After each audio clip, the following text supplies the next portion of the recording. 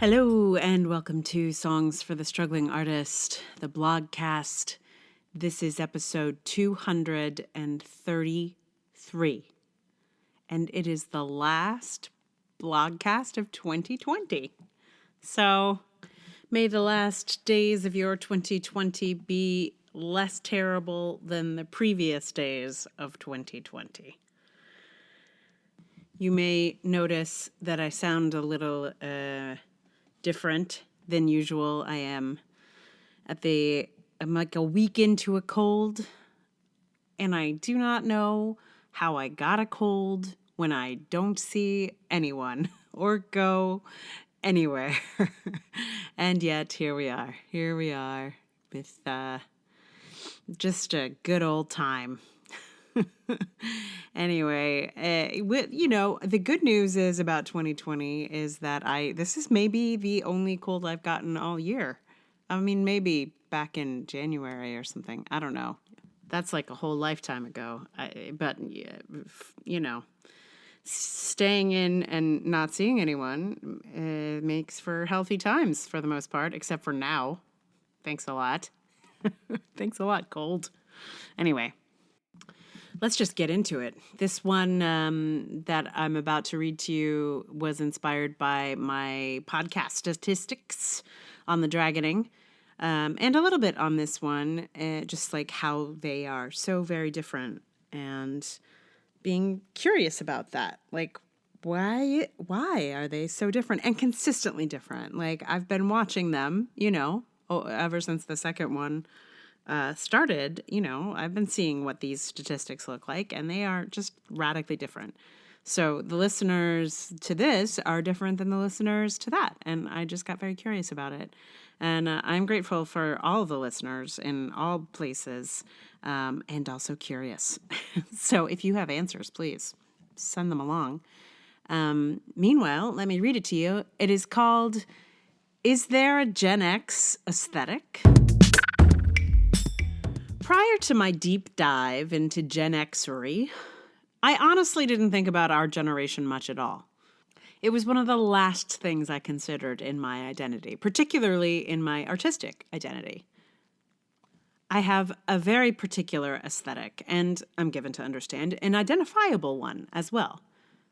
I would have called that my aesthetic, not a Gen X aesthetic.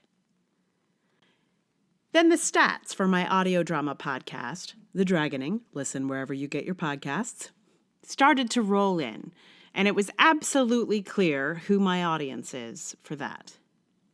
In case you can't see this graphic, it's a chart of listeners by age, where each column is a different collection of ages. To me, it looks like a hand with its middle finger extended, and that middle finger represents people who are 45 to 59. That is most of Gen X. This has not shifted as time has gone by. The graphic looked the same when we had 20 listeners and now that we have 200. If I have a demographic for this podcast, it is clearly Gen X. Meanwhile, on the podcast version of this blog, what you're listening to right now, where I directly discuss matters pertinent to Gen X, my listeners actually skew quite a bit younger. The tallest column is people who are 28 to 34. They're squarely millennials, though surely not square. They're my listeners, after all. I have no idea why this is, but it is so and has remained fairly consistent over the years. This whole mystery of the Gen X middle fingers of taste has made me wonder if my artistic work is more Gen X than I thought. And made me wonder, too, if there is perhaps an aesthetic that I'm a part of that I'm not even aware of. I mean, speaking generally, there are style choices that can be made that are obviously Gen X. If it's got graffiti scrawled across it, or if it looks like a John Hughes film, or a video by Run DMC, or Bananarama, or even if it just sounds loud and angry, those are some Gen X red flags right there. But I swear, as far as I know, I have inserted nary a Gen X cue in my podcast about women who turn into dragons. There isn't even a Nirvana or Diggable Planet soundtrack. No one finds anything grody to the max. There is absolutely nothing obviously Gen X about it that I can see. And yet, the middle finger of statistics suggests that it is a work for Gen X. This makes me wonder if some of my struggles to find a foothold and many of my artistic exploits are a generational problem. Like, if my appeal is primarily to my generation and my generation is the smallest and dwindling all the time, am I just dealing with a numbers problem? I have historically had a very hard time getting people to come to my shows. Gen X theater isn't really a thing, has never really been a thing, yet here I am, a Gen Xer making theater that maybe mostly appeals to Gen X, and Gen X won't come out of their apartments to see it. In the times when there is theater, and we're not supposed to be staying in our apartments, of course. But it's possible that Gen X will listen to a podcast if they feel like it, if it's for us. I don't know. Statistics are funny and could change at any moment, but I am so intrigued by this clear preference for this thing I made, among many things I've made. What about it specifically appeals to Gen X? Did I make an accidentally hyper Gen X world? Do we have an aesthetic? And is my aesthetic our aesthetic too? There are generational markers for sure. Millennials have pink and the whoop. We have, I don't know, torn up black clothes and mixtapes. And maybe a dragon dystopic utopian world I made up. I find myself both baffled and interested. Is there a Gen X aesthetic? What is it? Do I have it? Do you? So the other thing that's slightly different between the stats of these two podcasts is that the Dragoning skews more female than this podcast, which I also find intriguing and confusing. Like, I talk about a lot of feminist business on this here podcast. So, I'm surprised that it skews more male here than the audio drama. It's like 53% or something. Anyway, I'm glad you're here, dudes. Thank you for listening. I wouldn't have expected it, and I always don't really believe it. But then I look at the stats, and they really don't shift. Like, I can't remember exactly what it is, but it's something like 53. And the Dragoning skews, 49% female, male 30-something, and non-binary 10%. So there you go. And none of it makes any real logical sense, but I'm intrigued. I find it all very intriguing.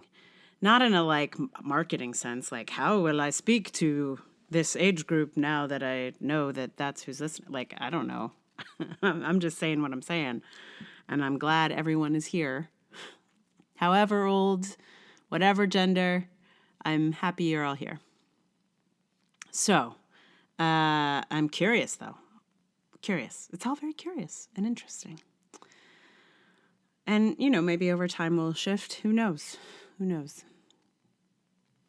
So, hey, what am I going to put here for a song? Well, the thing is, I've been sick for a week, and so I have not rehearsed nary a song for you. Not even one. Never even picked up a ukulele or a guitar. And I've mostly been sneezing and coughing. So that's not good music. So what I'm going to do is I'm going to put a Bright Red Boots tune here from the albums from the old days from 2001,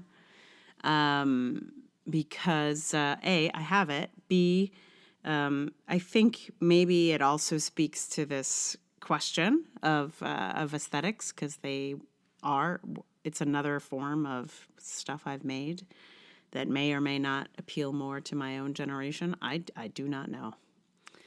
It is all a great big mystery. Anyway, so I'm going to throw on a little Bright Red Boots tune.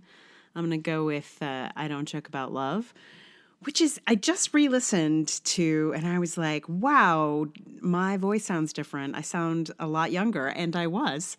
But also, I don't remember sounding that young. So, like, I haven't listened to it in ages, and maybe it's just, maybe it's just the particular way I was listening, so it sounded different, but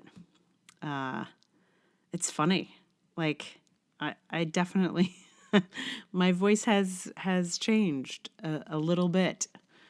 That's a strange discovery that I had not particularly noticed. But maybe it's just on that song. Like maybe I was doing something like trying to be cute a little bit or something. I don't know. Who knows?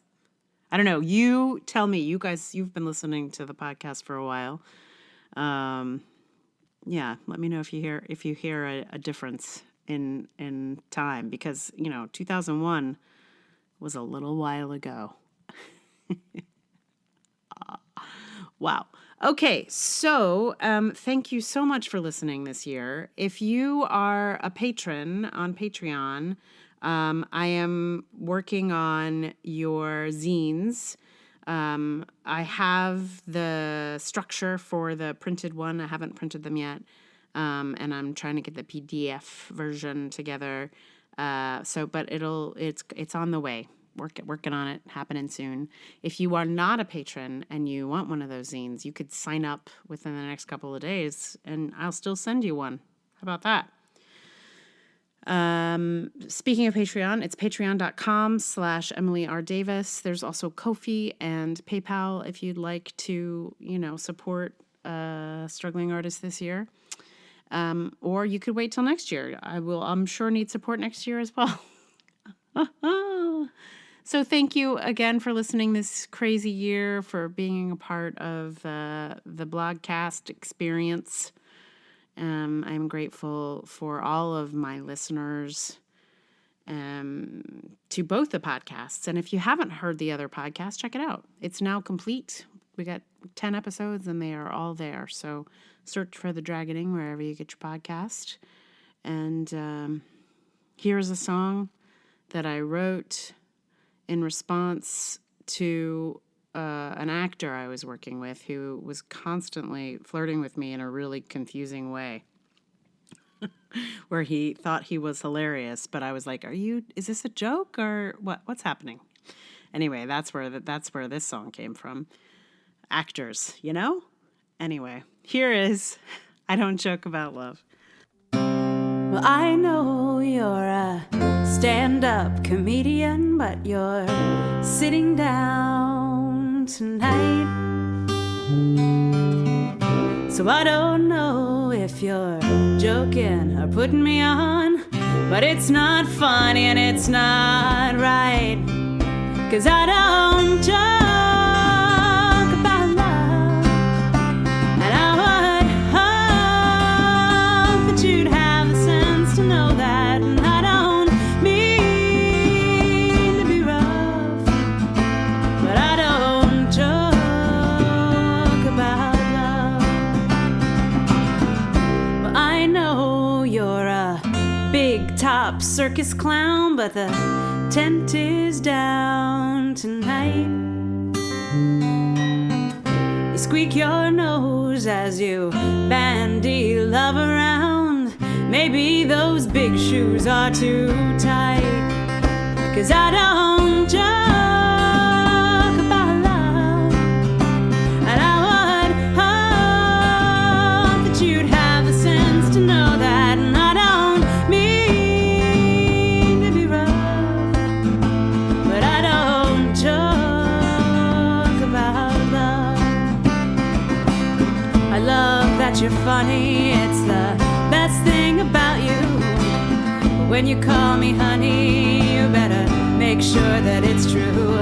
You love like a madman, and then you play a cool hand. Well, I don't know if you are April Foolin',